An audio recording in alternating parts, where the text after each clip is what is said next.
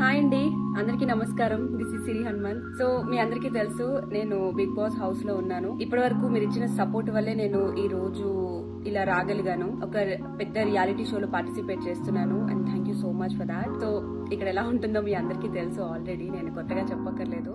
నేనైతే నా వైపు నుంచి నేను నాలా ఉంటాను డెఫినెట్ గా. నేను బయట ఎలా ఉంటానో లోపల కూడా అలానే ఉంటాను. నా ఆట, నేను, అలాగే నా మాట తీరు అన్నీ మీకు నచ్చుతుందని నేను అనుకుంటున్నాను. అలా నచ్చినట్లయితే డెఫినెట్గా నాకు ఓట్ చేయండి.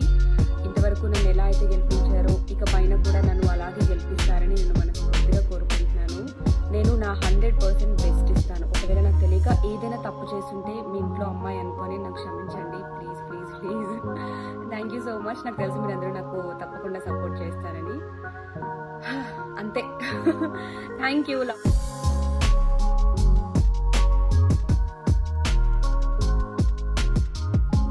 హాయ్ అండి, నేను మీ లహరి. ఎలా ఉన్నారు అందరూ?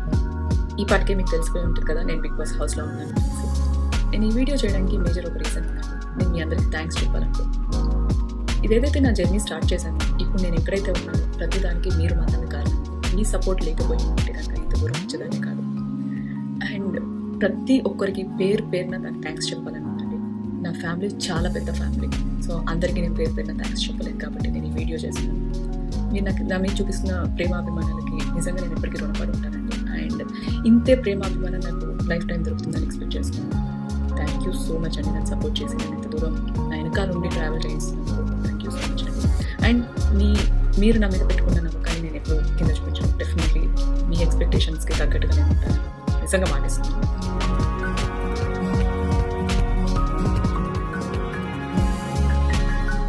నా కెరియర్ ఎలా స్టార్ట్ చేశాను అంటే అది ఈటీవీ నుంచి స్టార్ట్ చేశానండి కెరియర్. ఈటీవీ తర్వాత అర్జున్ రెడ్డి మూవీలో అవకాశం వచ్చింది. దాని తర్వాత న్యూస్ ఛానల్స్లోకి ఎంటర్ అయ్యాను. మహాన్యూస్లో కొంచెం డిఫరెంట్ ప్రోగ్రామ్స్ చేయడం వల్ల కొంచెం పేరు రావడం అనేది జరిగింది. దాని తర్వాత కపుల్ ఆఫ్ న్యూస్ ఛానల్స్లో వర్క్ చేసేసాను.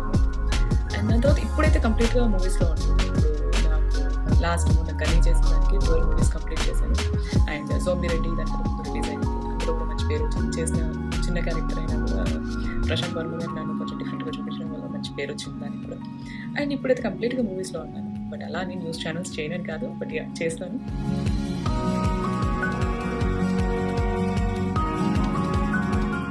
బిగ్ బాస్ నుంచి నాకు వచ్చే బెనిఫిట్స్ అంటే డెఫినెట్గా ఇది ఒక చాలా పెద్ద ప్లాట్ఫామ్ అండి. ఇప్పుడు నేను చాలా తక్కువ మందికి తెలుసు.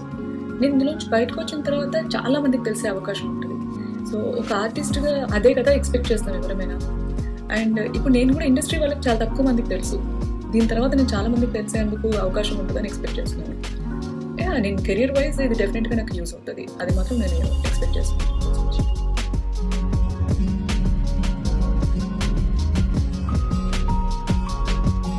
నేను ప్రిపరేషన్ అంటూ ఏం చేయలేదండి. మైండ్ సెట్ ప్రకారంగా నేను అసలు ఏం ప్రిపేర్ అవ్వలేదు. ఎందుకంటే నేను నాలా ఉండాలనుకుంటున్నాను. అక్కడ ఏదో వెళ్ళి ఆడాలనుకోవట్లేదు. లైక్ ఇన్ ద సెన్స్ నేను ఒక వెకేషన్కి వెళ్తే ఎలా ఉంటానో అలా ఉందాం. నేను ఒక స్ట్రాటజీ ప్లాన్ చేసుకొని గీసుకొని నేను ఇలా ఉండాలి అలా ఉండాలి ఎలా ఎంత అనుకున్నా 100 రోజులు నేను ఒకసారిగా ప్లాన్ చేసుకోలేదు. నేను అలా ఏం అనుకోలేదు.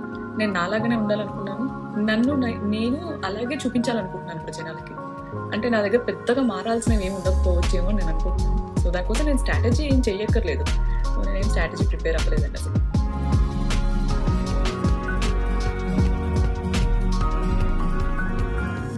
ఎందుకు బిగ్ బాస్ వెళ్ళాలనుకున్నావు అంటే ఇది చాలా పెద్ద ప్లాట్ఫామ్ అండి. ఈ అవకాశం అందరికీ రాదు.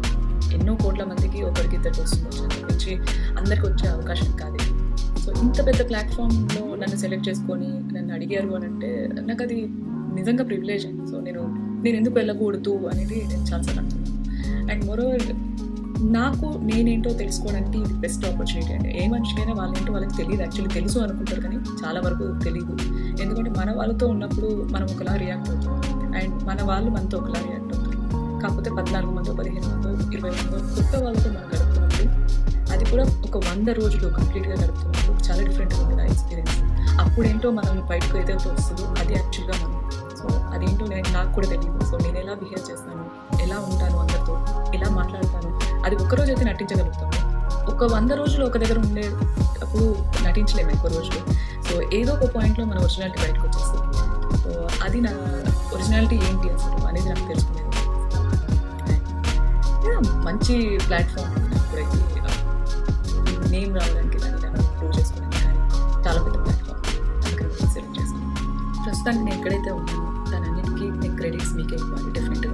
And thank you so much అండి. ఇలాగే నన్ను అభిమానించాలని కోరుకుంటున్నాను అండ్ మీరు ఇలాగే నాకు సపోర్ట్ చేయాలని కోరుకుంటున్నాను. ఏదైతే మీ సపోర్ట్కి నేను ఎప్పటికీ రుణపడి ఉంటాను. Thank you so much. Hi, నేను మీ షన్ను. ఈ వీడియో రిలీజ్ అయ్యేసరికి మీ అందరికీ అర్థం ఉంటుంది నేను ఒక కొత్త జర్నీ స్టార్ట్ చేస్తున్నాను. మీ సపోర్ట్తో పాటు మీ ఓపిక కూడా కోరుకుంటున్నాను. అండ్ నా గురించి నాకే సరిగ్గా తెలీదు. సో బిగ్ బాస్ హౌస్కి వెళ్ళి తెలుసుకుందాం అనుకుంటున్నాను. అండ్ ఈ పొజిషన్కి రావడానికి చాలా తక్కువ మంది నాకు సపోర్ట్ చేశారు. సో అది దృష్టిలో పెట్టుకొని నా మీద ట్రోల్స్ కానీ ఫేక్ న్యూస్ కానీ వేయండి. అండ్ అంతే, I really love you so much. ఎందుకంటే నాకు సపోర్టే కాకుండా నా వీడియో బాగోపోతే బాగాలేదు అని చెప్పారు. సో దాన్ని బట్టి నేను నేర్చుకుందాం అనుకుంటున్నాను. మీకు జడ్జ్మెంట్గా ఉండకుండా నార్మల్గా చూస్తారని అనుకుంటున్నాను. ఇంకా నేను సెలబ్రిటీని కాదు, అస్సలు కాదు. ఇప్పుడు ఫీల్ అవ్వలేదు కూడా, నాకు అంత లేదు. సో ఈ జర్నీలో పార్ట్ అవుతున్నందుకు thank you and I love you so much. బయటకు వచ్చాక తప్పకుండా మాట్లాడుకుందాం. And love you.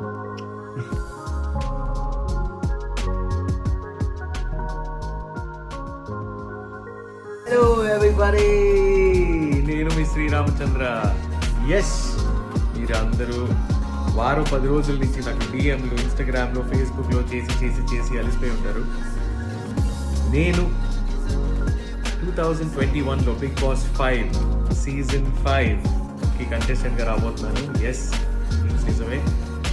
Indian Idol season 5 ఎలాగైతే నన్ను మీరందరూ అంత ఆదరించి ప్రేమించి గెలిపించారో, నేను అంత ప్రేమతోటి ముందుకు వస్తూ ఇవాళ ఈరోజు ఇండియన్ ప్లేబ్యాక్ సింగర్ శ్రీరామచంద్రగా నేను మీ అందరి ముందు నిల్చున్నాను. మీ అందరు చూపించిన ప్రేమతోటి, మీరు చేసిన ఓట్లతోటి, మీరు చూపించిన ఆదరణతోటి నేను ఇవాళ మీ ముందు ఇలా ఇంత సక్సెస్ఫుల్గా నిల్చున్నాను. అలాగే ఇండియన్ ఐడల్